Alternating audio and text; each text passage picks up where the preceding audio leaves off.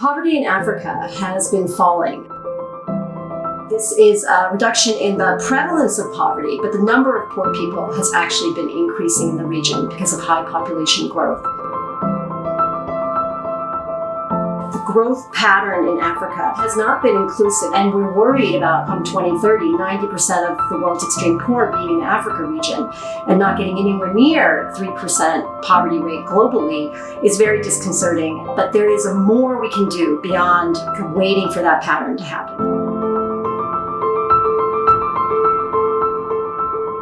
We start the report and we make a case for some foundational issues. All the things that go into fostering growth in general are fundamental. But then we ask the question, well, then what next? What can we do that's more directly going to influence the poverty rate in these countries?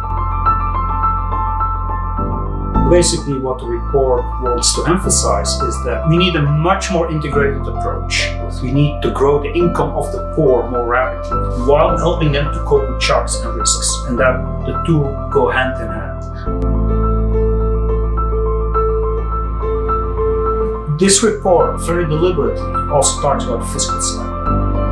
The scope for redistribution, both in terms of fiscal space and we think the political space, is quite limited, and that presents a bit of a challenge in thinking of prioritization. What are the resources available to governments, and how can we bring greater efficiency in the spending in pro-poor sectors in particular? Often there are trade-offs to be made, and it requires a bit of creative thinking at times.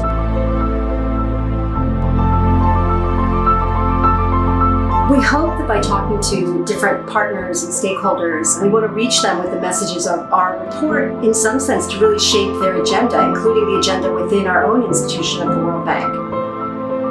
We want the report to really generate a discussion and hopefully bring a new way of thinking about what's happening at the country level. I think that is where change is really going to happen.